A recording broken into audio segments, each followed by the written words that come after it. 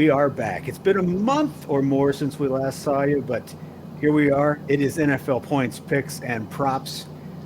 Tommy Birch, Ben the Octopus O'Connell, Yes, sir. still basking in his glory of his Super Bowl pick. He'll Ben, go ahead and give us your just go ahead and brag again. As you did. Listen, all. I don't have to brag too much. All I'm saying is to our loyal listeners, if you were betting with me, I know you still have that earnings in your pocket because it was so much. It was fat stacks. So, you just gotta listen. We got some pretty good bets on this show. You know what the best part Yeah. about you winning that bet is? That big Super Bowl bet, you can't throw it away on another football game because guess what? The NFL season's over. So all that money's sticking in there because you got nothing to bet for. That's okay. That's what basketball is for, right? Yeah, right. Yeah, we've got So we're recording this on Wednesday, the 29th. We got the Final Four this weekend. Baseball season starts Oh tomorrow. my goodness. We're like a week and a half away from the Masters. The NBA playoffs begin April 11th. Where there's no rest for the betting weary, and that holds true for football fans too, because we just came through a pretty interesting free agent period. We got the NFL draft coming up in a month. We're going to do another show here in a couple weeks to preview the NFL draft and get all your betting picks in there. Tommy, as soon as he's done here recording this show, is going to go lock himself in a basement with film and do nothing but watch film for the next 2 weeks. So if you're one of his professors, sorry, you're not going to see Tommy again till May. Until But finals hey, week. it's the sacrifice he makes for you, our fellow bettors and our loyal listeners. Before we get started with tonight's show, and it's going to be a recap of free agency and where things stand now here at the end of March, we do have a little bit of news to catch up on coming out of the owners' meetings, and so we now have a new little news intro. So here it is. I've got some good news for you and some potentially upsetting news. Yeah, just a little Jack Nicholson to get us ready for the news. That's all it is. Gotta, And here it is. So these were the rules that were approved by owners here in the last couple of days. Players can now wear number 0. That seems to be the big one. Micah Parsons was on Twitter immediately declaring his intention to wear 0. I wonder though, because you've got 53 guys on a team, and my guess is there's probably 5 or 10 of them that want to wear number 0 now for each team. Now, obviously, Micah Parsons gets to call his own shot, but oh yeah. I wonder if there's going to be any fighting going on with some of the other teams. Failed fourth down conversions are now going to be reviewable in the booth. It used to be you had actually the coaches had to challenge that, but now that considering it is an actual turnover, they're going to go ahead and have those be automatically reviewed by the booth. Tripping, now a personal foul and 15-yard penalty. Rosters, this one's actually going to influence a lot of things here in the preseason. There are no tiered cutdown days. Rosters will remain at 90 through the duration of the preseason, and you will only have that one final cut down right before the season begins. So probably what we're going to see is a lot fewer starters actually play in the preseason, because they're going to have a big roster full of guys that they can sacrifice to the preseason gods. And teams can now be scheduled for 2 Thursday games. And guys, I don't know if you saw the reaction from players on the internet here in the last 24 hours. They are not happy about this at all. The NFL continues to claim that they care about player safety, but everybody knows you can't. This is not a sport that is played on 3 days rest. The product suffers, players are tired, and they're talking about the possibility of flexing Thursday night games. Now, it's one thing if I know that my Thursday game is 6 weeks away. You can start to mitigate player use going into that. You could begin your short preparations and things like that. But if all of a sudden you're flexed into a Thursday game, it screws teams, it screws players, it screws the fans who most fans can't just up and change their plans and decide to fly in on a Thursday versus a Sunday. I'm somebody who one time got screwed by a flexed Sunday game. I was living in California. Went to Kansas City. I had my tickets for the Chiefs game. Noon kickoff. My flight out of there was at 6:30 that night. All of a sudden, the game gets flexed to the prime time, and my flight, I had to try to move it to Monday. Cost me a pretty penny. Thank you, NFL. It's going to be way worse to do that on Thursdays. But anyway, any of these rules stand out to you guys as anything exciting or anything really, really stupid? I mean, I like the number 0, so that's my first one. As a football player, you grow up and see some of those college guys, watching wear number 0, those outside linebackers. But, one of these days we're going to have to let everybody wear number 0, because when I see Zach Martin with a fat 00 on his chest, that's going to be the day that I'm the biggest football fan on the planet. But I feel like I really like the 4th down conversion. I think tripping is great. And what I do like about the preseason rule is that, there's a lot of guys that get cut before they even really get an opportunity to prove themselves. And this will give everybody a chance to really show that they're worth an NFL roster spot. And that's what I like to see. And it also means that other teams are going to be able to see how they play. So even if they do get cut, if they're not cut too early, they have opportunities with the team they may have competed against. So yeah, I really by the time they get cut, there should be some pretty good film on them. You would exactly. think. But Thursday night games, all those Thursday night rules, boo, stinks, awful. I don't want to see more Amazon Prime NFL games. Yeah. Yeah, I'm with Tommy. Who cares if you let the big guys wear the number 0? So what if it looks like an O on a few of them? Let them have their fun, man. The thing about the Thursday games, who's it really screwing? It's really screwing the fans, and I'll tell you why. Because who's getting flexed into Thursday night games? It's going to be the good teams.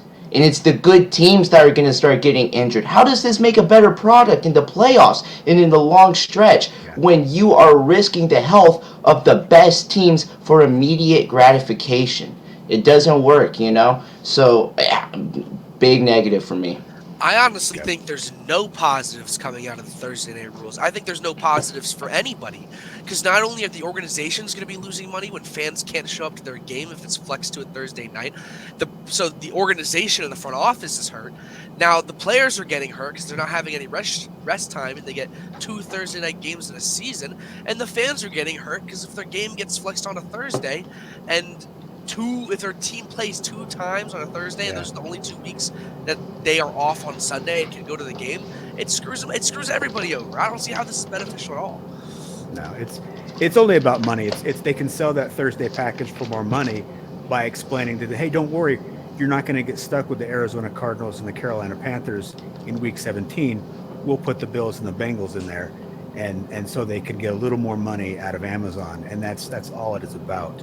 Because certainly the NFL needs to try to squeeze every dollar out of things, because right now they're really hurting for cash. Anyway, okay. Well, that was the news coming out of the owners' meetings. Funny.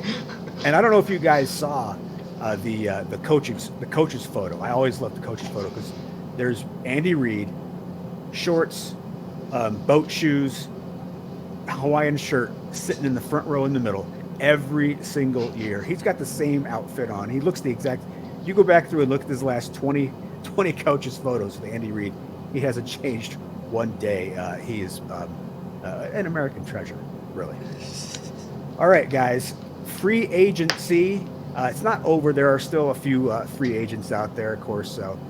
Most notable is Odell Beckham Jr. He is still asking for too much money. I would guess that's why he's still available. But we are now going to get into free agency, and just like we did with our Jack Nicholson news drop, we have a little bit of a bumper song to get us started with our free agent talk. I want to break free. Freedom. I'm free. Freedom.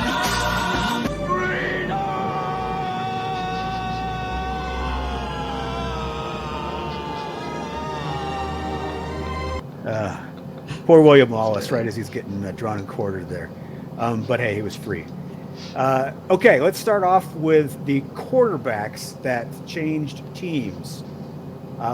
Derek Carr, the big contract, he is now with the New Orleans Saints. and he's the best quarterback in that division. All of a sudden, goes from the worst quarterback in his division to the best quarterback in his division. So good move for Derek. Tommy Jimmy G now is a Las Vegas Raider. I know that hurts. We won't dwell on that unless you want to talk about him. All these guys that I've listed here, I've got 2 pages of these. All these are players who started games last year and changed teams.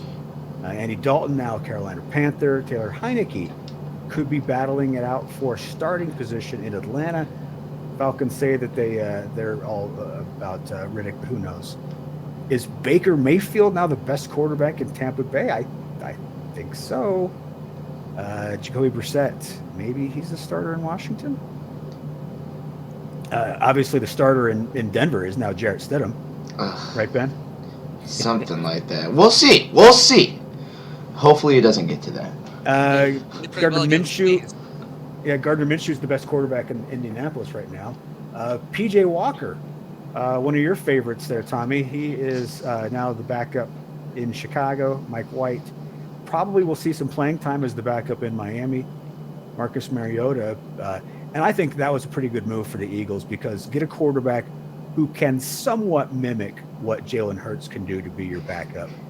And then, of course, your new starting quarterback for the San Francisco 49ers, Sam Darnold. Let me speak briefly So on Jimmy Garoppolo. Just briefly. Okay, yes.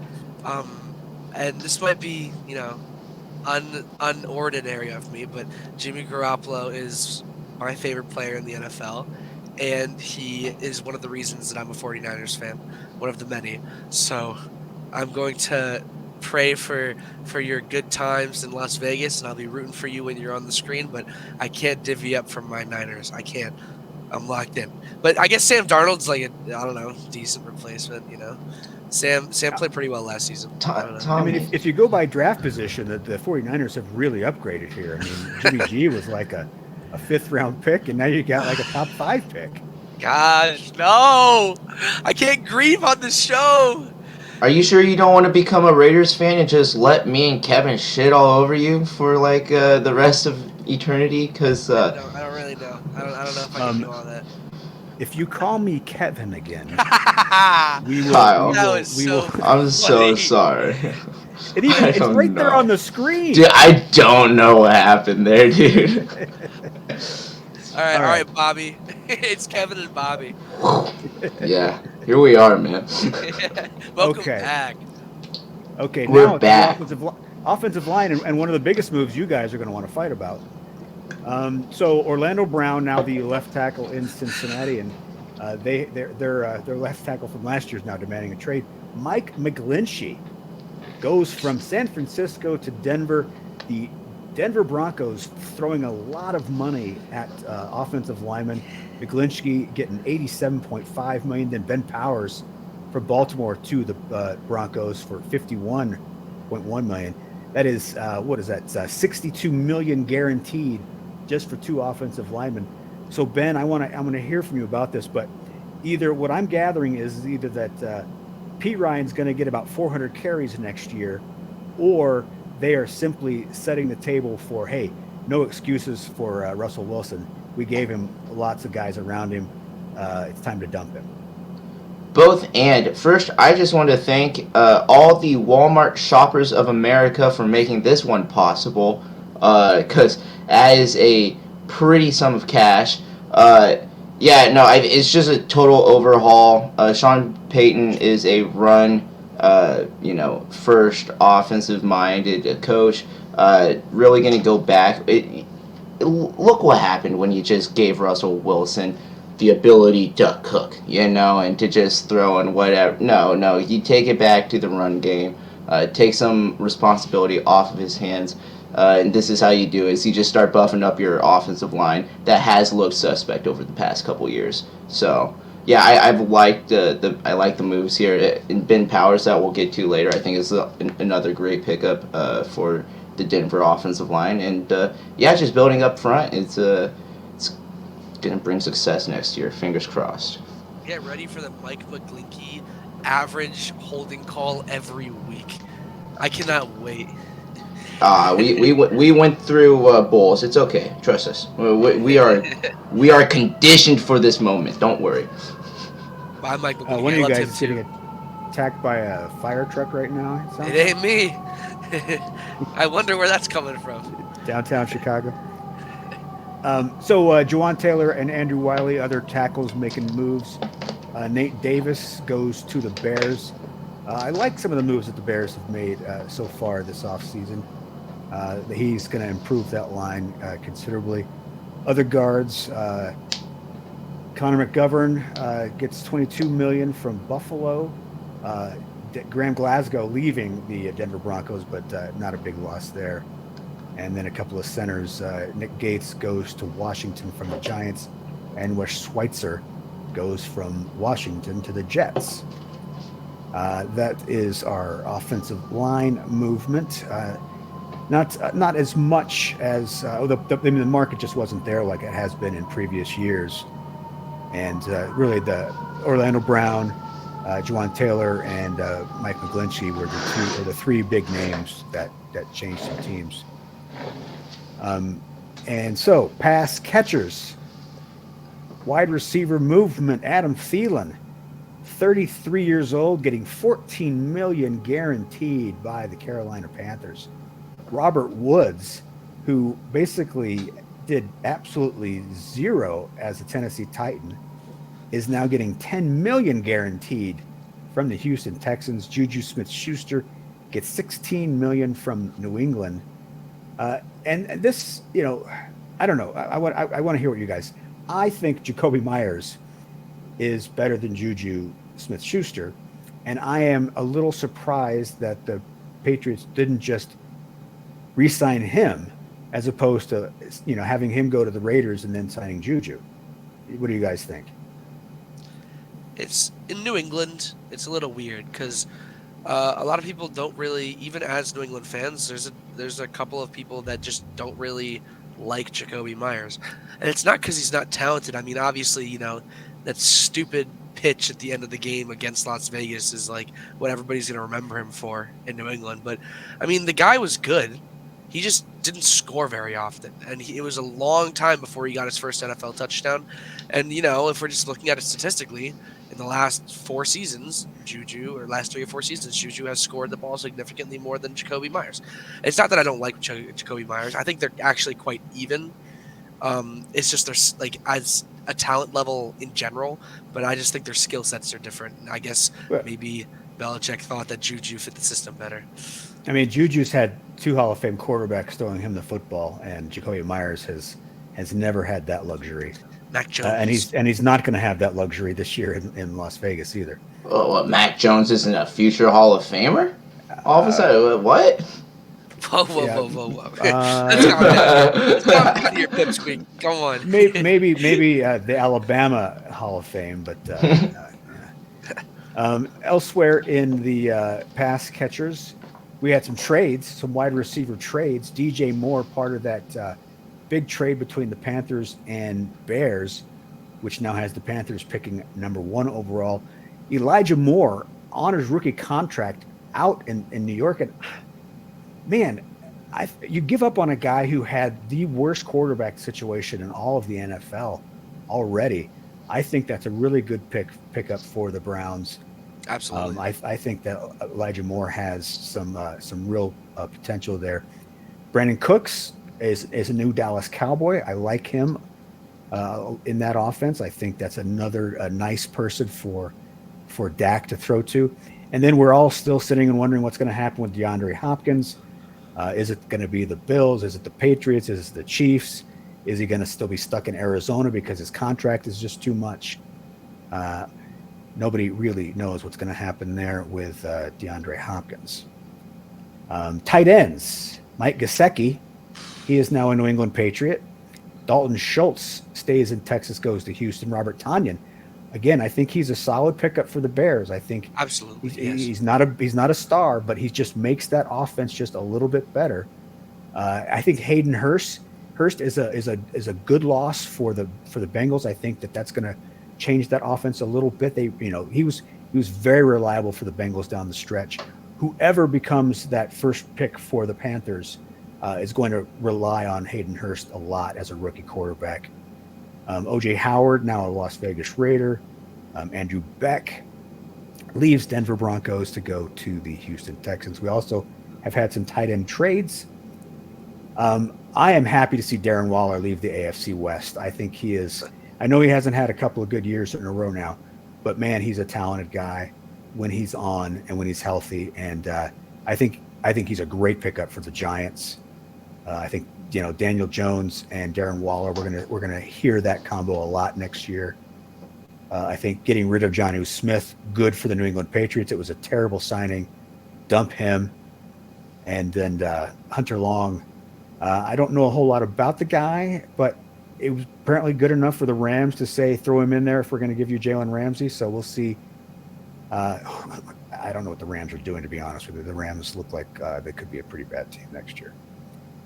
Any of the pass catchers rock your guys' boats in terms of moving teams?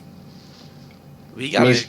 Oh yeah, go ahead, Ben. I mean, should we talk about the Chicago trade for a second? Yeah, let's do. That's a good trade. I think. Well, first with the recent Lamar, kind of drama and stuff, I kind of wonder if Carolina, feels a little silly and kind of wishes that they could replay their hand and maybe not part ways with everything and maybe bring in Lamar. But even further than that, good for Chicago. Am I right? Like, how often do we get to say that about the Chicago Bears? Good for them. Every 5 years, there's a beautiful, small little window when it's the perfect time to become a Chicago Bears fan. And don't miss it, because it will be gone very soon after this draft. I promise you. When you see what they do with these draft picks, Chicago will once again be like, yikes. But hold on to all hope right now. I think that this trade was just phenomenally crafted. They completely stole, everything. It felt like, and if you're a Carolina fan, how can you be like, dude, this sucks, right? Well, so I think this was a trade that both teams can be happy with, to be honest with you, because you've got Frank Reich now as your new head coach in Carolina. He gets to start over with the quarterback that he wants.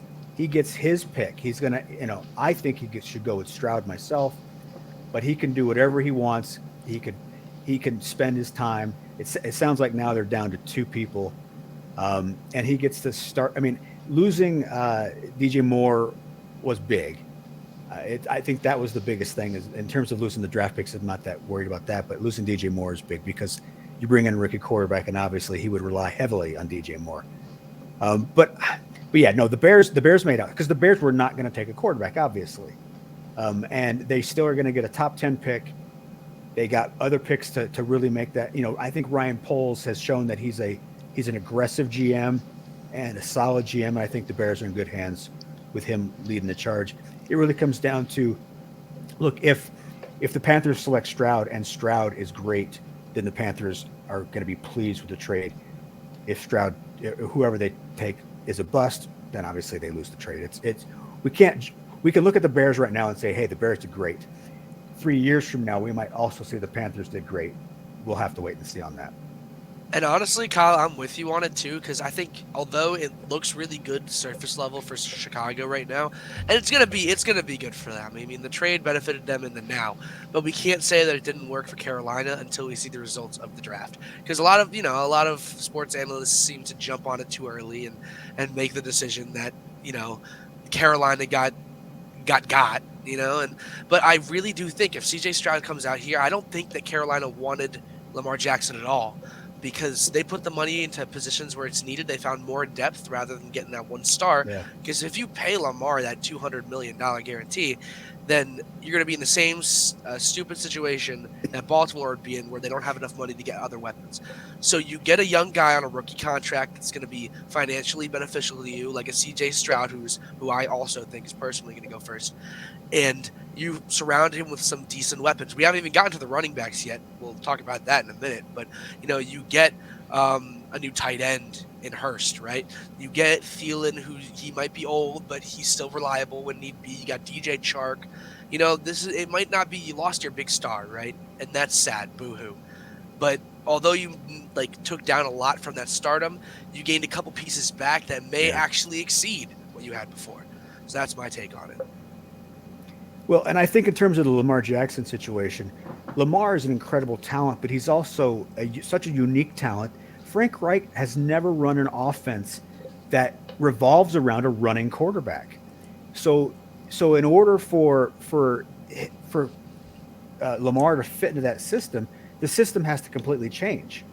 And Frank Reich's had success. He had success as the OC in Philadelphia, won a Super Bowl there, and he had success. He never had a really good quarterback in Indianapolis, but we know that this is a guy who's a good offensive mind. But you would be asking him to completely change everything he knows about offense to make Lamar Jackson work. So I don't think that he was ever really viable, from the simple fact is that he's a completely different kind of player than Frank Reich has ever dealt with at a quarterback. And I think that makes a huge difference. Because of that, the potential suitors for Jackson are small. There's you can't just be a quarterback needy team. You also have to feel like the rest of your team can evolve to accommodate a player like Lamar Jackson. So that's my thought on that. Where do y'all see Jackson going? I think he's going to be a Baltimore Raven. Me too, to be honest with you. I think he's going to be stuck. And he's not going to be happy about it, but I think that's where he's going to be. Because Atlanta is talking about, how Atlanta, obviously, we all rooted for him to go to Atlanta because, he would have been phenomenal with the Falcons. But, they signed Heineke. They have Ritter ready to go. And front office is talking about how they're ready with the guys that they have. And they were worried about injury concerns. Because, it's realistic. Lamar Jackson missed, 6 games in both of the last 2 seasons? Yeah. It's tough to put $200 million guaranteed into somebody who's not guaranteed to be on the field for more than 2/3 of the season. So I see where they're coming from. I'd say 80% he's a Baltimore Raven, 20% he's an Indianapolis Colt.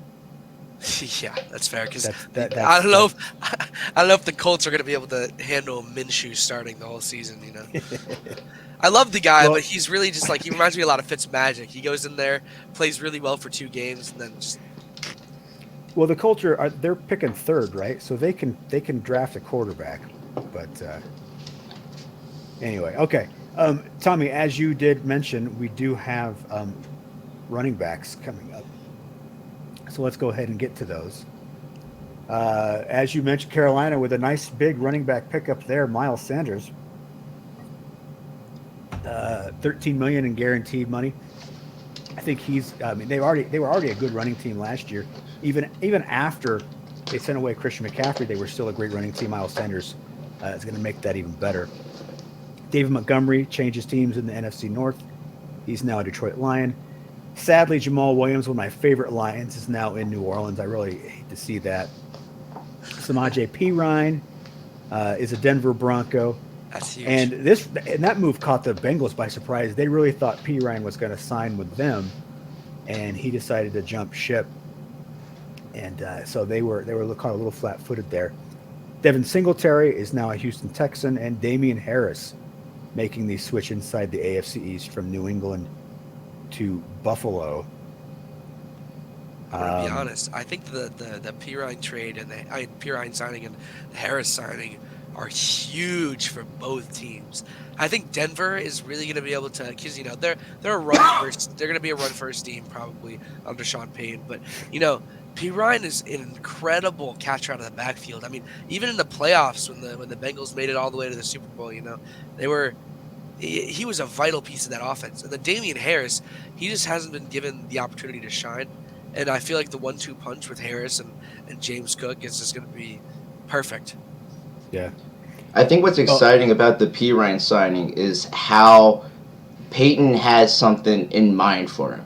He specifically really went out after, this free agent and said, "Hey, this is it. I have a plan for you. Do not worry. And I think it's also important to get a solid running back when you're not 100% sure when Javonte Williams is going to come back next year. So I think, yeah, it's a great signing for Denver. Yeah, I mean, P. Ryan has had some big games against the Chiefs, and now he gets to play the Chiefs twice a year. And if you are the Denver Broncos, your only goal is to beat the Chiefs. So he's a good step in that direction.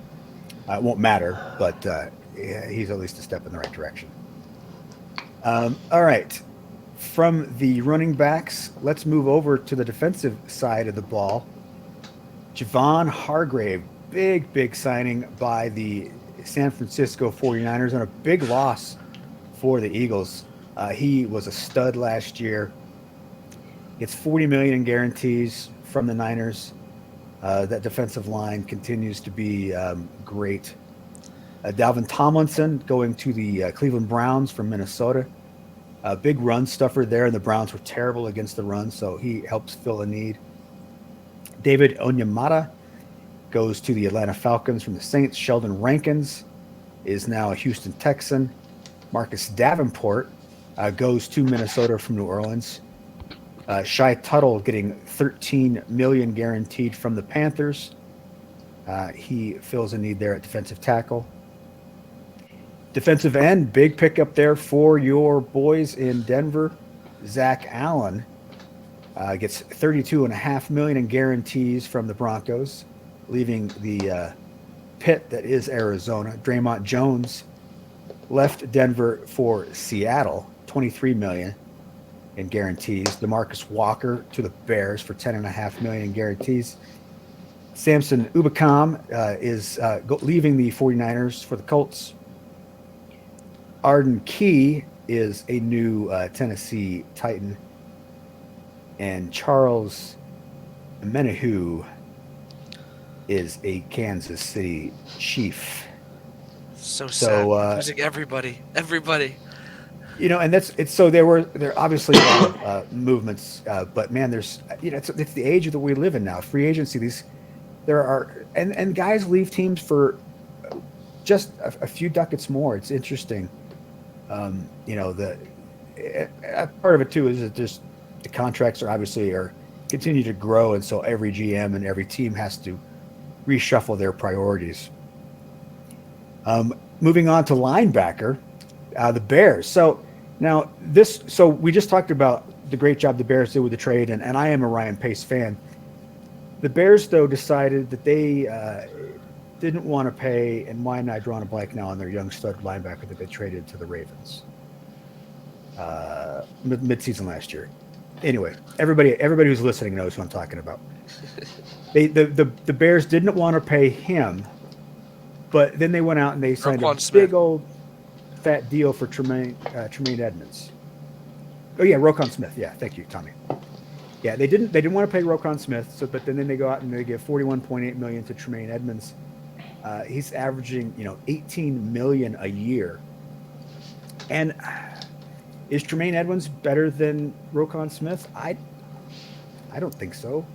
I mean, he's good, and I think the Bills are going to feel that loss, but I don't think he's better than that. Bobby Okereke is going to help the New York Giants. He leaves Indianapolis. Bobby Wagner returning to the Seattle Seahawks. TJ Edwards, another linebacking signing by the Bears. Look, the Bears had lots of money to spend. They were like $60 million under the cap last year, so they're spending a ton, and they're doing a nice job with it. Caden Ellis is the Atlanta Falcon. Eric Kendricks, one of my favorite guys with the Vikings over the last several years. He just makes tackles. He is now a Los Angeles Charger. Anything from the linebackers stand out to you guys? I agree with you with the Tremaine Edmonds not being necessarily as good as Roquan Smith, and I think the other thing to note is that I think the Chicago faithful out here from the vibe that I'm getting is that Roquan Smith was a beloved player in this city, and that's just something else that it feels like they kind of lost. So it kind of felt like they had to go get a bigger name to kind of fill that void. And unfortunately, I think they may have accidentally played themselves by maybe taking maybe, a back step, but Tremaine Edmonds is still a hell of a player. And I don't want to fault you. You don't want to fault Tremaine Edmonds here because Edmonds is one of my favorite linebackers in the league. I mean, he's so physically gifted. The guy's humongous, making plays. He's a freak athlete. And I think maybe if there is any way that you could possibly describe or try and get into the minds of Chicago here, it's that Roquan Smith is maybe a more talented player than Tremaine Edmonds, but it is possible to some extent where you could reasonably say that Tremaine Edmonds has a higher ceiling due to his physical attributes. But that's a stretch, and I still think Roquan Smith is a huge, loss. But if you're going to get anybody to replace him, there wasn't a lot of guys in the market right now, so I guess Tremaine Edmonds is just their best bet because you can't go without a linebacker. So if you got to make a move, I think it was probably the right one after that big mistake. And I'll reiterate, I think that Tremaine Edmonds is a stud too. I think it's more of just like a question mark, like it's more of just like a puzzling move on why they would just make the trade in the first place, more than a critique of the actual signing, because I think the signing is great, but it's just kind of like, well, it seemed like you may have had it filled. I'm just fearful for Chicago fans thinking of Tremaine Edmonds as, like they'll be keeping a microscope on him so that if he messes up, they'll be like, yeah, this is why we should have kept Roquan. Like, no, he's still going to be a great player. I don't want him to be. I just think that he's going to get a bad impression from the fans because they think of him as a lesser replacement, Trust me, nothing on the field is under the microscope for Chicago Bear fans. If they paid attention to the field that much, they would drive themselves crazy, No, I mean, Edmonds is obviously a big reason why the Bills' defense has been so good. With him and Milano together, they were, probably two of the best, linebackers in all of football. And I like him as a player. I just feel like it was a bit of a lateral move when you already had a guy in-house that can do a lot of things. And Roquan seemed to want to stay a Bear, which, maybe that's a knock against him. Maybe that's a skeleton in his closet that he wanted to be a Chicago Bear, but and look, I mean, the Bears obviously have a rich history of some pretty good linebackers over the years, and so maybe Edmonds can step in, and he's not going to be a Dick Butkus or a Mike Singletary, but he's probably going to be pretty good for that team, and I think the Bears have definitely improved their fortunes heading into the new season. Well, we shall see. Moving on from I have 6 more linebackers to get to, guys. David Long. Now, I love David Long. I think he's just a stud tackler. He does get hurt too often, but I think when he's healthy, he's going to make the Miami defense a lot better. We don't need to spend a lot of time on the second page of linebackers. These were the second tier. Kazir White is now an Arizona Cardinal, so his career is over. Cole Holcomb is a Pittsburgh Steeler. Aziz Al-Shahir, or Shahir. That is going to be huge for Tennessee. I'm telling you, as a 49ers fan, Aziz Al-Shahir was so underutilized in San Francisco just due to the amount of talent around him. He is going to flourish in Tennessee, and I cannot wait to see him play. Yeah, no, he's going to be the kind of guy that they're going to like in Tennessee for sure. Devin Bush has left the Pittsburgh Steelers. He is now a Seattle Seahawk. And Drew Tranquill, I think the Chiefs got a steal here for only $3 million. Oh, yeah. He was a great linebacker for the Chargers. Now comes to Kansas City, and what probably this also means is that the Chiefs are going to try to sign Tranquill to a longer contract. And my guess is that after 2023, Willie Gay is probably going to be on his way out of Kansas City. That's my expectation. The Chiefs have been trying to do that, whereas they're finding replacements a year before they need them, and that's what they've done in the secondary. That's what they did at tackle, and they're doing that now here with Tranquill as well. I also think that Pittsburgh, I'm sorry, just really quick. Yeah. I think that the Pittsburgh move to get Cole Holcomb is incredibly underrated because the guy is consistently one of the best tacklers for Washington. He averages almost 100 tackles per season. He's very consistent. He does his job well. And in 2021, when he had more time on the field, the guy had 140 tackles. So, Yeah. 2 interceptions and a sack. He could be a really big piece for Pittsburgh moving forward. Well, he goes to a team that loves playing good defense. So, yeah, he's going to fit in with that Pittsburgh Steelers defense for sure.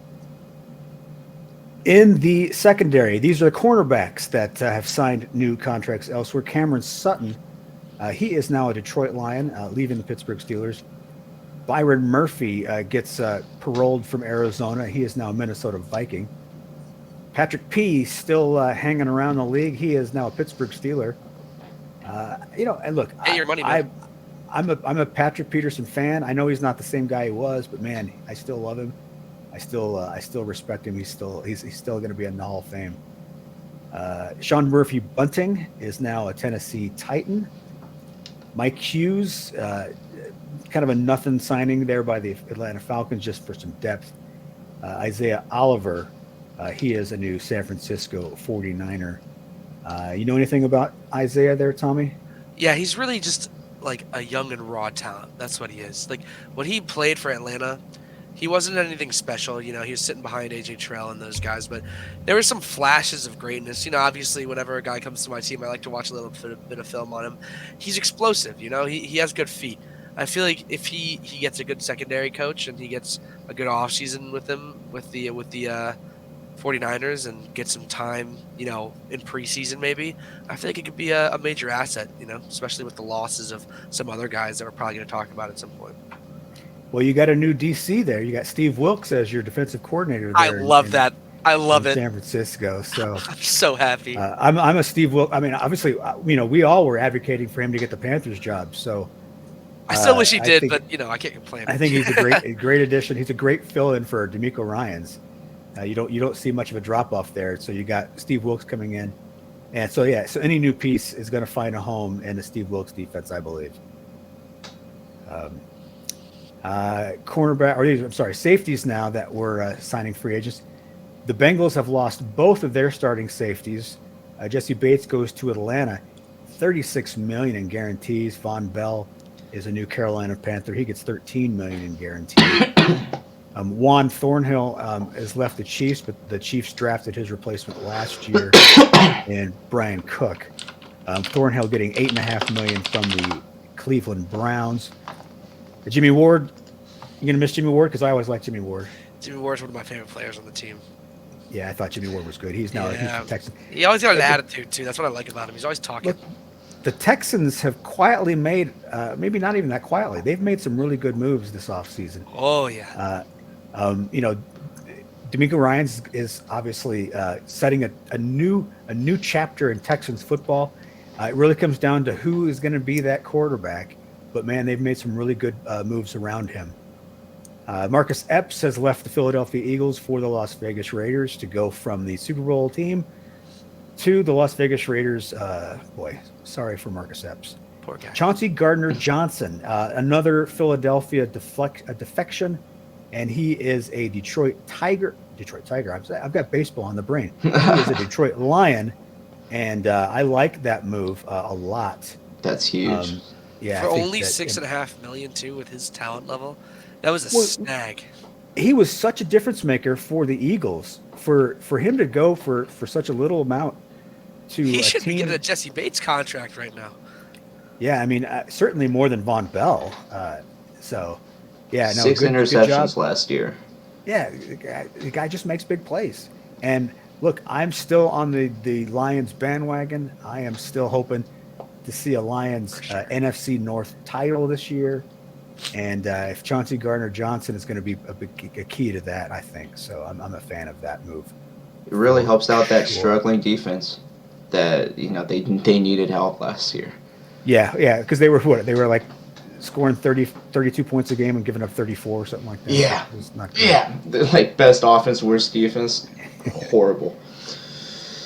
We also had some trades involving cornerback and safety. Jalen Ramsey is now a Miami Dolphin. So Xavier Howard and Jalen Ramsey together in the secondary. Again, Ramsey's obviously not the guy he was 3-4 years ago, but he's still good, and that's going to make that secondary really, really good. $35.5 million in guarantees, a new contract that he signed with the Dolphins. Stephon Gilmore gets traded for a 5th-round pick to the Dallas Cowboys. Again, Dallas. Gilmore's he's not the guy he was when he was Defensive Player of the Year, but man, he was really good for the Colts last year. Absolutely. Considering he's an old guy.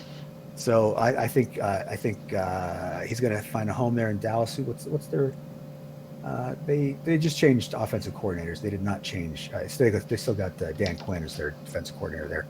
He will like him. And Chuck Clark, a longtime safety for the Ravens, is now a New York Jet, just making that defense there in New York just a little bit better. And only a 7th-round pick in 2024. So it was a matter of the Ravens just ready to move on from Clark. Those are our defensive moves, guys. So a couple guys, obviously, there was just the Calais Campbell signing earlier today. Not much of a needle mover there. So I didn't want to include that kind of stuff. But so we'll look at each division here in a second. Anything though that stands out as you as like the guy who got away, the guy who somebody should have gone after harder, and now he's with a rival. How do you feel? Well, how do you guys feel? Okay, Ben, let's start with you. How do you feel about the Broncos and what they've done this offseason? Oh man, I think that really all the roster moves are just backing up what the real move was, which was going out and getting Sean Payton to coach this team. I think with everyone criticizing and being very critical, and the Russell trade being on the forefront of everyone's mind, I think it just comes down to seeing what happens once we get to the season. And I hate to be that kind of guy, but like for seasons and seasons and seasons, the Denver Broncos have filled roster holes that we've said every year, if we fill this one position, we are back in conversation for the division. And each year, we just keep going, actually, it's this. Actually, it's this. Well, I truly believe it's the coaching. I truly believe we're going to find out if Russell Wilson has anything left. And it's just going to come down to this year. Nathaniel Hackett, I think, proved to just be a horrible coach.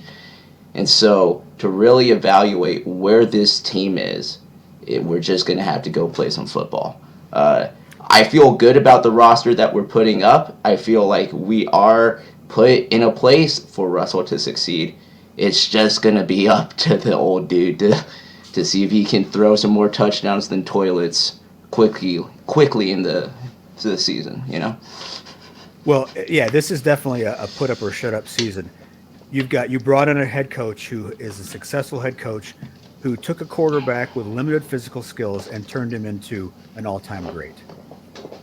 You also have a front office that says, no, we are not trading Cortland Sutton and Jerry Jeudy. These guys are staying with this team. They then went out and they improved an offensive line. They got another running back. We're hopeful that Javonte Williams can be back for the team this next year.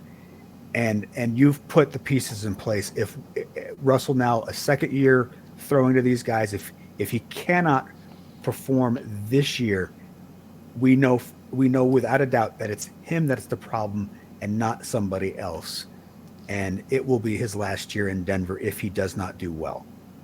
They have made a long-term commitment to Sean Payton, a much longer commitment to him than they have to Russell Wilson. And I'm certain that when Payton took the job, he said, as long as I'm not stuck with Russell for the next 4 years if he doesn't play well. And I'm sure that they said, absolutely, we want you. So the Broncos have to play well because they've put the pieces in place now. The biggest upside to all of this, though, I'm going to be honest with you, is we can cut the let's ride BS, okay? I didn't meet a single Broncos fan who actually liked that. We were all lying to ourselves. We just did it because we thought he would win football games. And then he didn't. And then everyone just said it to make fun of us, okay? Like, that's such a stupid phrase, and I'm glad it's in the rear view because Oh my gosh, if I have to hear my girlfriend tell me let's ride again, ironically, like just to make me angry, like I don't know what I'll do. I am the yeah. I was sitting in a doctor's office when Sean Payton was giving his introductory press conference, so I had a chance to sit there and watch. And my favorite thing was when they asked him about, having Russell has his own office and his own team around him, and Peyton was like, no, that's not how we're going to do things. I mean, it was very much a no. Nobody. He's not. Whereas Nathaniel Hackett bent over backwards to make Russell Wilson feel like he was special. Sean Payton is no. You are one of 53 guys who you happen to play the most important position on the field, but you are not more important than anybody else on this team. And I think that's a great message to send. Well, you know why that is? It's because Sean Payton's actually a football coach. So like, hey, what are you gonna do? Yeah. He just flashes the Super Bowl ring and everybody shuts up. Tommy, the San Francisco 49ers. How do you feel about the offseason? Honestly, I couldn't tell you right now because we have a lot of draft picks. They're all later draft picks, but we do have a lot of draft picks. But I really do feel like this offseason was a net negative for us. And as much as, the Javon Hargrave deal was great, they picked up Isaiah Oliver and the dude from Carolina, and we got Steve Wilkes coaching, and Sam Darnold. It really feels like we're just the Panthers, but in San Francisco right now. But we got the good pieces from Carolina, which is great. But, when you lose such important, vital guys, like we were just talking about Azeez Al-Shaair, he was underutilized. And then Jimmy Ward's gone. Jimmy G's gone. Both the Jimmys. It's just, it feels like, I saw, the best way to put it is I saw George Kittle's Instagram post, and it was just, he just said, I cannot wait for these guys to succeed, but it is really tough losing some of my best friends for the last 4 years. And it's so disappointing, This team, what made this team so special was the fact that they seemed so like tight knit and close. These guys seemed like best friends. George Kittle and Jimmy G were like the dynamic duo, and then now they're torn apart. And it's just like, as much as we gained some talent and we might have some draft picks, we're unsure about what those are going to end up doing. We had secured spots where guys, we knew what we were going to like, what we could expect from them. And we just lost all sense of security. We lost some of the biggest and best pieces on our team, and we lost some team chemistry in the process. It just feels like we didn't do much this offseason. It doesn't mean that I don't think they're going to be successful. I still think the 49ers are going to be great. It just doesn't feel like the same, Well, so my take on it is the teams that are at the top don't need to make big moves. They're not trying to close any gaps. The teams at the bottom have to make those big moves. They're the ones that are trying to catch up. The teams at the top are just trying to maintain the success that they've had. Now, obviously, losing some of the guys that they have is tough. And Jimmy's been with the team now. What was it? This was his 5th year or 6th year? When was he traded? Was it 2017 or? I think it was 17. So this was his 6th season there, and he's become, and he took him to a Super Bowl. He's had success, and he's still, he's George Clooney in football uniform. I don't know if you guys saw the Chicken Ranch in Las Vegas has offered Jimmy G free sex now that he is a Las Vegas Raider. He doesn't have to pay. Normally if you go out to the Chicken Ranch, you gotta fork out a couple of hundy. Jimmy G, though, getting free sex from the illegal prostitutes there in the state of Nevada now that he is a Raider. That is wild. How did I not know about this? Yeah. Good Go for ahead. that guy, right? Yeah, Good good for for him. him. When you go search for for that him. story, though, turn your safe search on just to be safe, because you might have some Hey, things. Yeah, don't use like your parents' computer for that. he's a handsome devil, though. I'll tell you He is that. a handsome guy. So the quarterback situation, though, is really the thing about the 49ers. I mean, obviously, you still got Brandon Ayuk, and you've got Deebo Samuel, you've got Christian McCaffrey, you've got George Kittle, you've got some really great weapons on offense. But we don't know if Trey Lance is going to play ever for the 49ers. Right now, they've said that it's probably a September return for Brock Purdy. Is he going to be? So we may not see him until a quarter of the season or a third of the season is gone. So you may be looking at actual getting starts from Sam Darnold to begin the year. Now, Kyle Shanahan, I think after last year, feels like I can just plug a quarterback into my system and it can work. And maybe he's right. We will find out. But I think it's really just about the quarterback. And if they get decent quarterback play, and if Trey Lance, I mean, if he's able to, because they really need to find out what they have in him. He's played so little in college, and now he's played so little in the NFL. We don't really know what kind of quarterback this guy could be. That's what I want to see most for the 49ers, is just to answer the Trey Lance question before they give up on him. I don't want another Jordan Love situation where a guy who seemingly has so much talent is hidden in the bank and not used for so long. Because even Kyle Shanahan said in the last week, I can't remember exactly what he said, but he said something along the lines of Brock Purdy earned the rights to see himself as the number one in the locker room. So clearly they have confidence in him right now, and he'll probably get the starting job once he's healed up and ready to go because the surgery was successful. But, it's just sad because, Trey Lance has all these physical abilities, and he could be something special if given the right opportunity. But because of the circumstances, he might just never find said opportunity. Yeah. Oh, don't worry. All right, Indianapolis will give him opportunities. It'll work out for him. He's gonna have 4 years, $105 million after playing but not till he's 3 like games of football 30. in his life. He's got to be like 33, 34, though. He's way too young for the Colts. Yikes. All right. Let's look at each division here now that the free agency is over. So in the NFC East, the Eagles are still the favorite to win the division.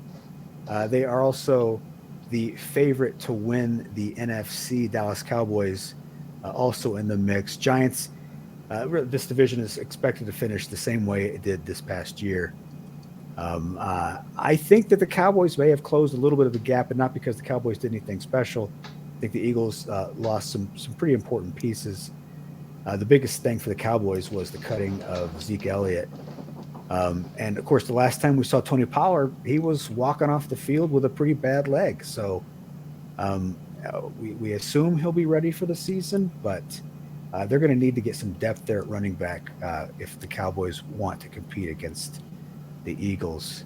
Anybody in that division stand out to you guys?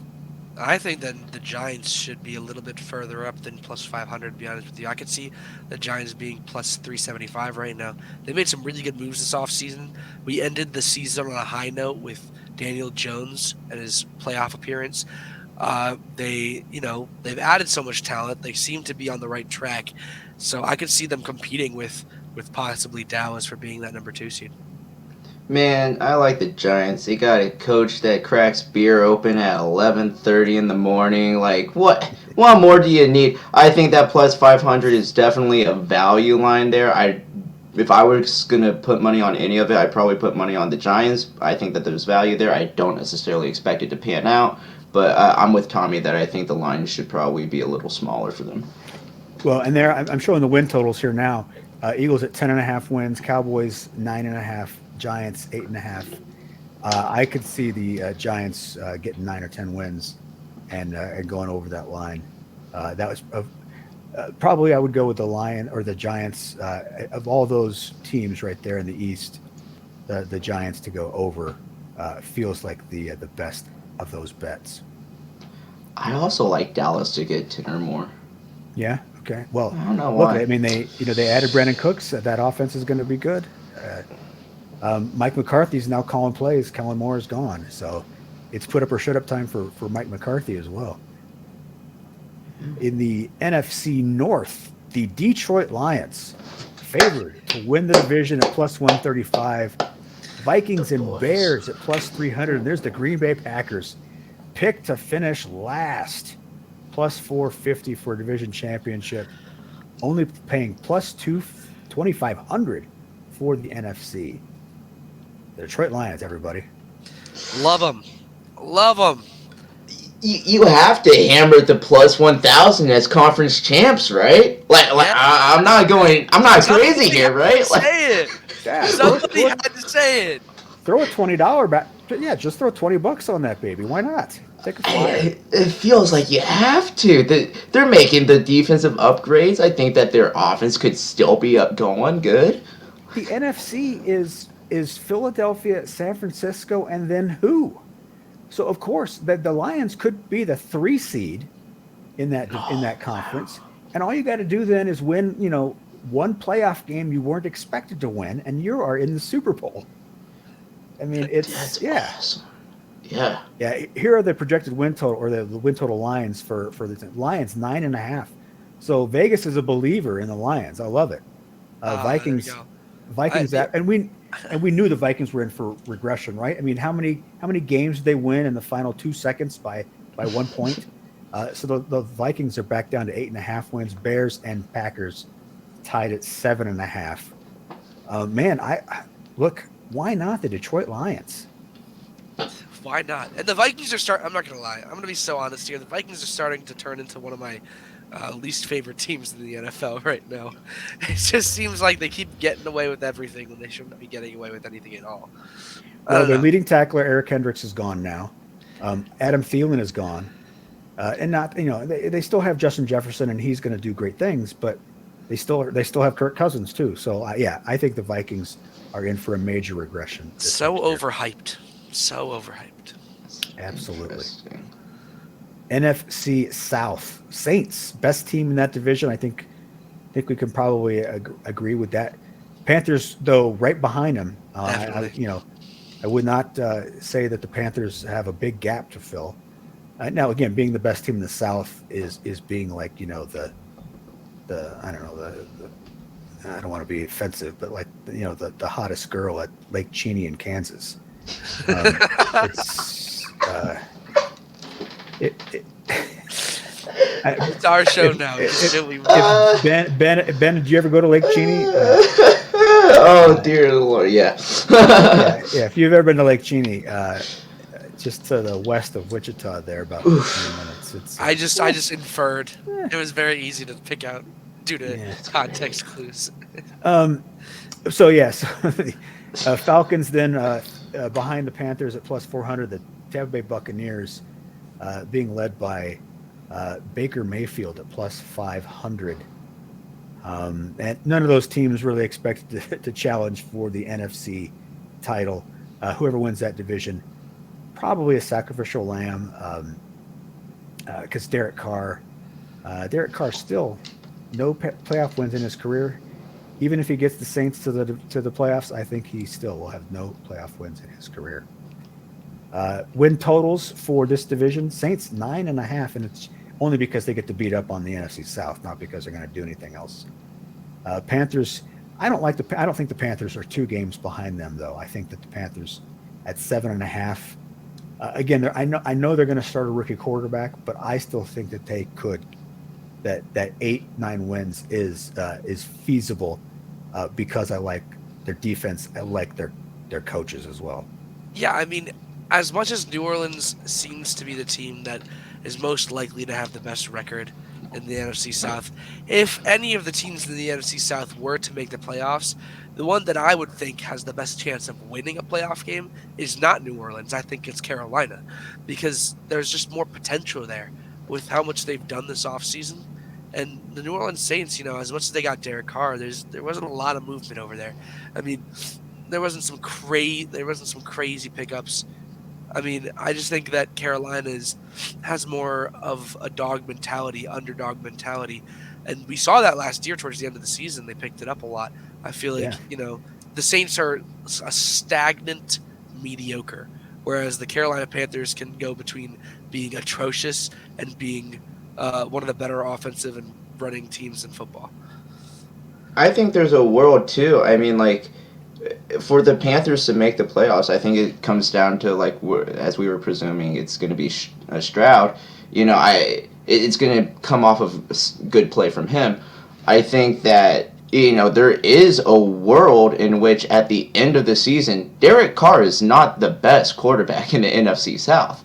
You know, I mean, there is a world where he still is, but I think that there is still an equal chance that, you know, there's some turmoil, and it's all about, you know, just how NFL ready their quarterback is going to be post draft. But yeah, I'm with you, Tommy. I think that if any of these teams had a chance to take a playoff win, it would probably be the Panthers based off of how they would get there, you know? I also think 6.5 wins is a bit ridiculous for Tampa. I think they're going to do a little better than that. Baker Mayfield may not be the world's best quarterback, but when he played for LA, he played well. And LA was bad. Well, when he played in LA, he found his home. So I don't know, Tommy. He's going to have more talent on the offensive side of the ball with Tampa, at least from a receiving perspective. And I think that, you know, there's a possibility that Baker turns out to be probably maybe the second best quarterback in the division. But that's, you know, looking for the best. But I don't think they're going to be last. By the time Baker was playing for the Rams, there were like 3 UPS Packers that were working as wide receivers. In Tampa Bay, you still got Mike Evans and Chris Godwin. So yeah, there's potential there. Although, hey, let's not undersell Kyle Trask. You know, that camp battle between Trask and Mayfield is probably going to be the story of the summer. So, barn burner. Yes. Barn burner. All right, NFC West. No one really cares about this division. Hey. San Francisco 49ers, the heavy favorites. They're in fact playing negative money to win that division. I don't, for the life of me, understand why the Rams are plus 300 and the Seahawks are plus crazy. 400. But, that's crazy. The Seahawks are easily a better team than the Rams. I think the Rams should be in last right now. I think that's this made no sense to me that BetMGM had a better number for the Seahawks than for the Rams. The Rams, I mean, Jesus, they're coming apart. Is there going to be anybody left on the team when the season starts? Yeah. So anyway, and of course the Arizona Cardinals, who continue to push the boundaries of irrelevancy, are plus 2,500 to win the division. You want to put $10 down and then win the NFC, pay a lot of money, and it's just a $10 donation or whatever the sports book of your choice. Boy, the Arizona Cardinals are because we're not going to see Kyler Murray till October or November. So who's going to be their quarterback until then? Who's the bridge to get you to Kyler Murray? Who is their backup? What was Isn't David Blau still there? Oh yeah. David Blau did resign. Blau resigned, so the Blauhards are all going to be about that. Great, good for them. But yeah, no, this is embarrassing. It's an embarrassing division. Win totals. Interestingly enough, the Rams favored over the Seahawks, but they're going to get fewer wins than the Seahawks. I don't know what's happening with sports books right now. 49ers, 11.5 wins. That is tied for the tops in the NFL. Good job, 49ers. Yay. Cardinals at 5.5 wins, tied for the worst in the NFL. Good for them. Definitely, yay. So this division is going to give us the two ends of the spectrum, as they did this past year too. Moving on to the American Football Conference, and in the AFC East, the Bills still your favorites. The Jets, right behind them, plus 210. Dolphins at plus 360. Which of these three teams do you think has had the best offseason? I'm going to have to go with the Jets right now. I think that, Yeah, we're assuming Aaron Rodgers is going to be there. Yeah, so do you end it now? Even without Aaron Rodgers, realistically, the amount of talent that they got on both sides of the ball is very good. I think that they have built a really good team. They just need that one piece in quarterback, and assuming that Aaron Rodgers gets there, because the Jets want him, Aaron Rodgers wants the Jets, and the Packers don't want Aaron Rodgers anymore. So everybody's in agreement. All sides point to Aaron Rodgers heading to the Jets, and he's got some pieces over there, and supposedly OBJ's in talks with the Jets too. They have mutual interest over there. I think it could be huge. I think that there is a real possibility where the Jets could end up being the number 1 seed just because of how well-rounded their team is. And the Bills lost some big pieces too. Did you mean? Can I clarify something? Did you mean division champion or number 1 seed? Oh, division champion, Okay. number one in the division, not number Okay. one seed. No, that's unreasonable. I think that there's a real world possibility where they have a win over the Bills in their final record for the end of the year. Losing Tremaine Edmonds to me is even bigger than Yeah. than Chicago signing Tremaine Edmonds, right? I think that losing him is going to just make this defense so much less versatile. I think the Bills were in win now mode last year. That's why they went out and signed Von Miller. Last year, this like we need to push all of our chips in the middle of the table, and then they got smoked at home by the Bengals. So I do wonder where the Bills go from here. I think the Jets. I think the deprivation thing that Aaron Rodgers went through. I had to have done some kind of number on him, mentally. Who comes out and just goes, you know what, I want to be a New York Jet? Roster aside, who wants to be a New York Jet? But I mean, realistically, I do like the Bills to win the division. I think that the roster in the locker room is still, that core Buffalo team. But if I was going to bet on any of these teams to win the conference and that AFC bet, I think I'm either going with the Dolphins or the Jets out of this division. I'm not picking the Bills to win this conference. They've had so many opportunities. As Kyle said, they've been in win-now mode for how long? And they haven't really been able to do that. They haven't been able to get past Kansas City. So, yeah, I think that plus 450 on the AFC, I get it. But if whoever's betting that is just wishful thinking, right? Yeah, that number on the Dolphins at plus 1,200. If Tua can stay healthy, and again they've added Jalen Ramsey, that defense is going to be better.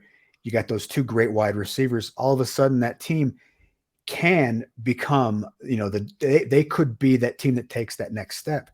And at plus 1,200 right now, yeah, I'll take a flyer on that. Why not? All right, AFC East. Total wins now. As we expected, it's all pretty tight. Those top three teams, 10.5 for the Bills, Jets, Dolphins at 9.5. It's going to be a great division race. The one thing that everybody seems to agree on is the New England Patriots will be the last place team. Unless they can get Lamar Jackson. No, they're not going to get Lamar Jackson. Meek Mill is texting Robert Kraft, Bill O'Brien doesn't know what to do with Lamar Jackson. The Bill O'Brien disrespect is wild. All right. AFC North. Cincinnati Bengals, the favorites at plus 125. Ravens at plus 225. And obviously, if Jackson moves on, that number is going to go way up because Tyler Huntley is also a free agent. So who's going to be the Ravens quarterback? Right now, Tyler Huntley is available. Joe Schmo. Bring back Joe Flacco.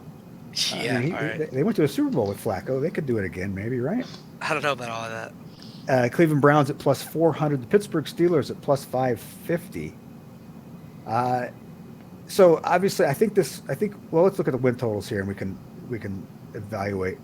Bengals at 11.5. So it's a little top heavy. The rest of the teams, though, pretty bunched. This could be a pretty good division race. I think Pittsburgh and Kenny Pickett take another step forward. Absolutely, yes. It really comes down to, is Deshaun Watson really washed, or was last year just a product of not having played for 2 seasons?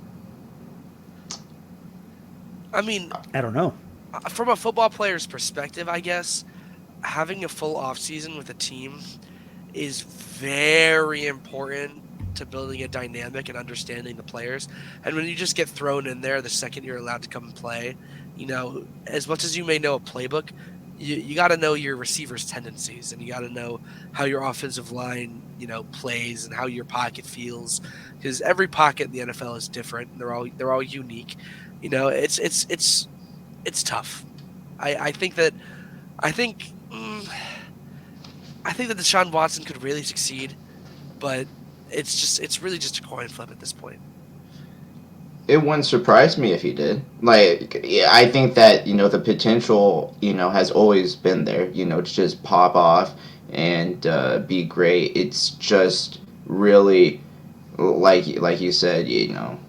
Who knows how much of last season was just coming in the back end of the season. Who knows where everyone's heads at, just on their own game personally, not even thinking about the team as a core. When you go into the season, it's one unified group. Once you get to that back end and things aren't looking too hot for your team, oh man, you're starting to look at your own numbers. You're starting to think about what's next for me. So I think, coming in with a full team is going to help him.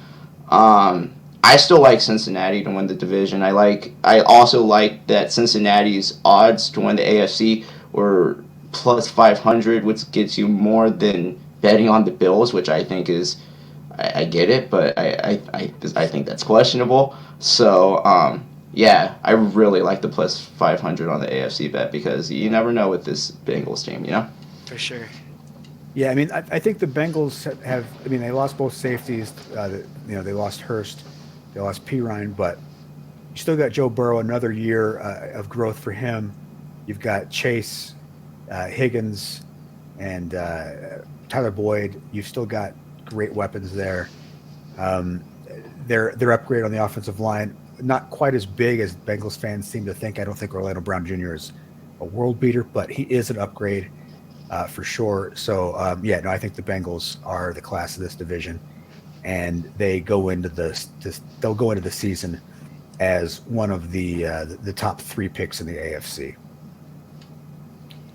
AFC South, however, look at this: Jacksonville Jaguars, heavy favorites, paying negative money to win that division. It is obviously a product of what Jacksonville has done. It is also a product of what these other 3 teams are. The Tennessee Titans, who knows? Derrick Henry may not even be on the team. Obviously, they've got nobody at wide receiver. Is it Ryan Tannehill's last year? Is he on the way out? Obviously, Malik Willis is a talent, but he is not ready for the NFL just yet. The Titans, they're picked to finish second in this division, but they're not a good team. And it's interesting because just a couple of years ago, they were one of the favorites in the AFC. Fortunes change quickly, and the Titans' fortunes have gone down very quickly. The Indianapolis Colts don't yet have a quarterback. They still have, obviously a stud in Jonathan Taylor, but beyond him, what else do they have? And then the Houston Texans, I think, are on the way up.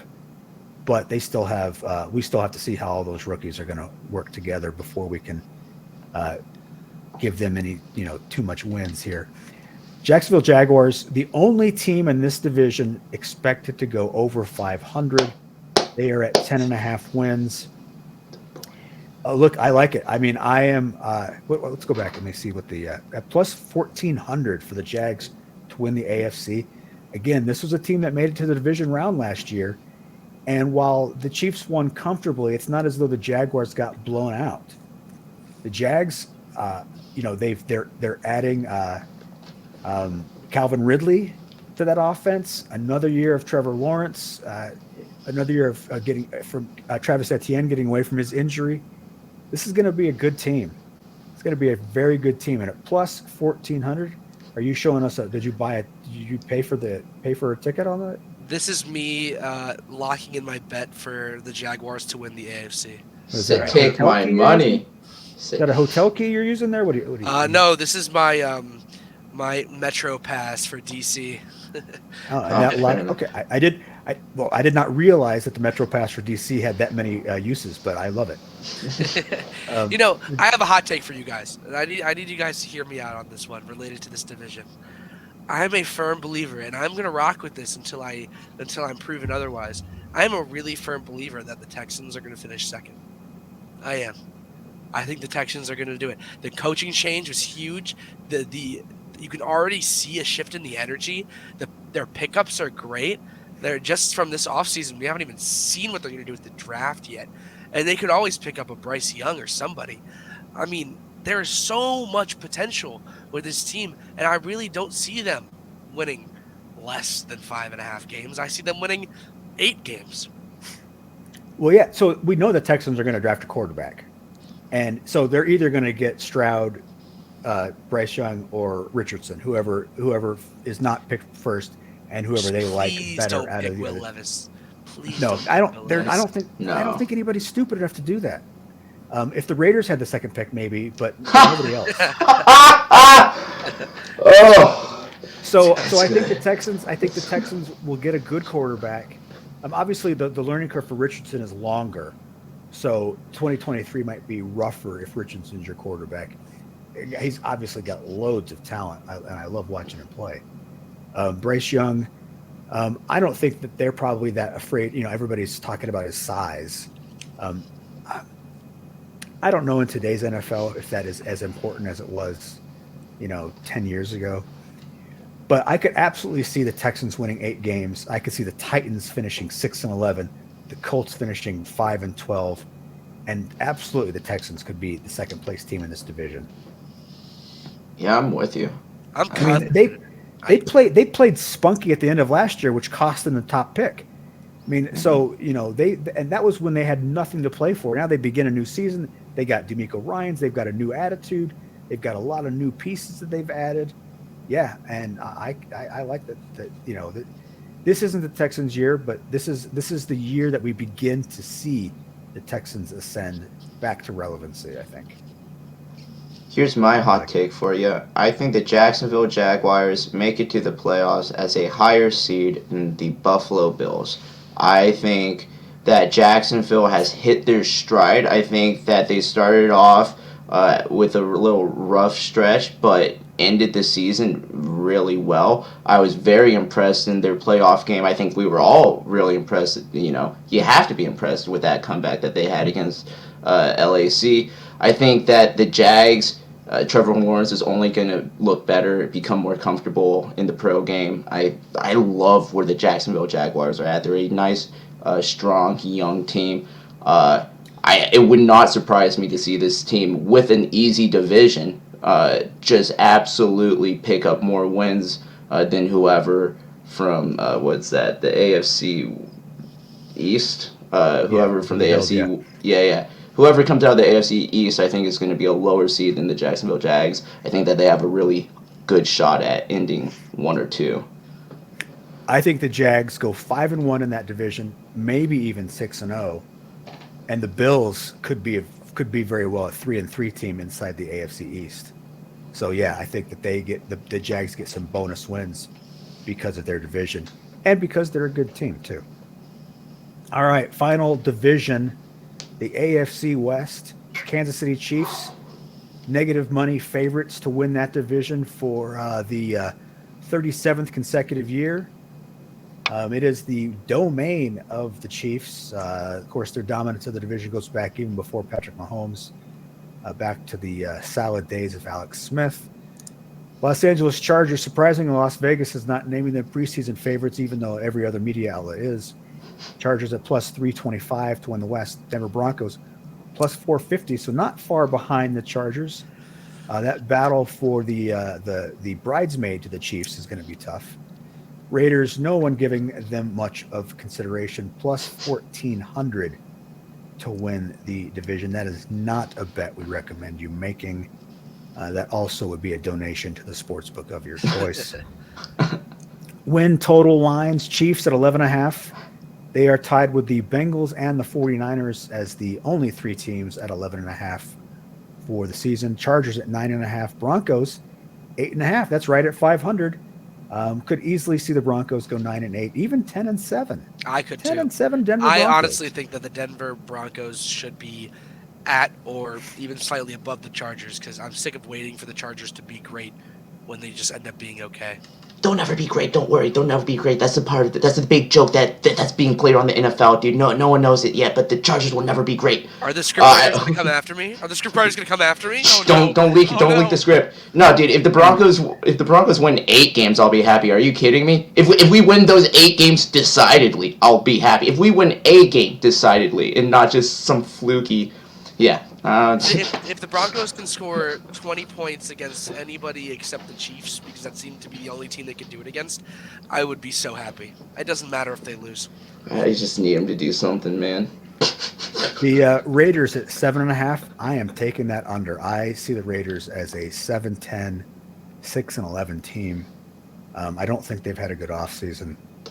Losing Jimmy Darren Garoppolo Waller. leading them to the promised land. I mean, yeah, it's no. They go 6-11, and Josh McDaniel coaches his final game as a head coach, and he just goes off to become an offensive coordinator again, probably in New England, because O'Brien will get the boot. 6-11. That's pretty good for the Raiders, though. He might be able to stay. I think even Mark Davis would have enough at that point, but who knows? Mark Davis probably doesn't have the cash to pay out his contract, so he would keep him on just as a financial move. I hope so. Oh my gosh. Well, that is the end of our I want look at to free break agency. free. Freedom. I'm free. Freedom.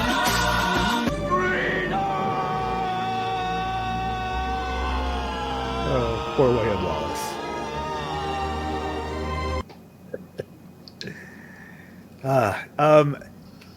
So free agency, not obviously over. There'll be some moves going on. There'll be some more releases after June 1st. We'll have some signings. We expect that at some point OBJ will sign with somebody. Maybe DeAndre Hopkins will get moved. We'll find out what happens to Lamar Jackson. We expect fully that the Aaron Rodgers trade will go through, although it may be right up to draft time where teams are trying to, Jets and Packers are like, hey, you want this second round pick right now, don't you? So it may be that some of those things aren't going to happen for a few weeks still. But we are going to be back in just a couple of weeks because we are going to do a full draft preview show. This is our look at how free agency has affected the NFL.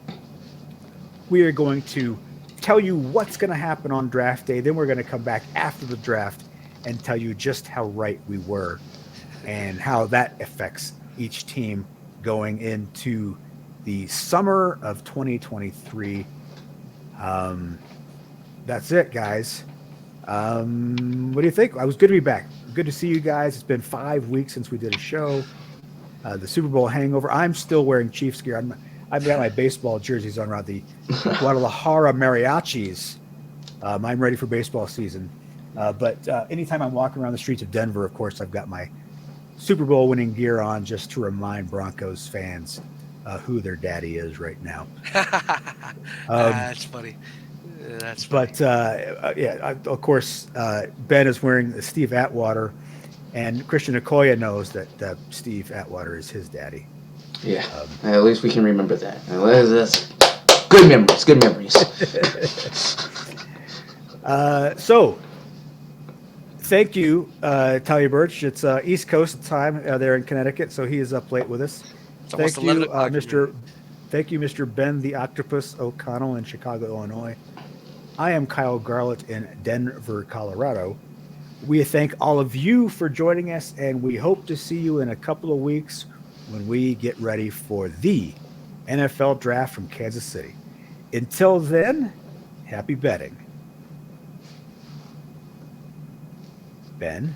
No, it's done. It's done. over. It's The done. legacy is gone. No, I have broken free. Play the freedom song. I have broken free. All right. I want to Apparently, break along free. with Let's Ride being out, Ben no longer gives us Broncos tag. So Buck 'em. freedom, baby, and then we will see I you in a want couple of to weeks. break free. Freedom. I'm free. Freedom.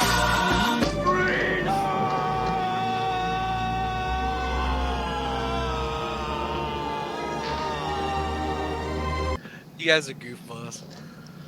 Good night.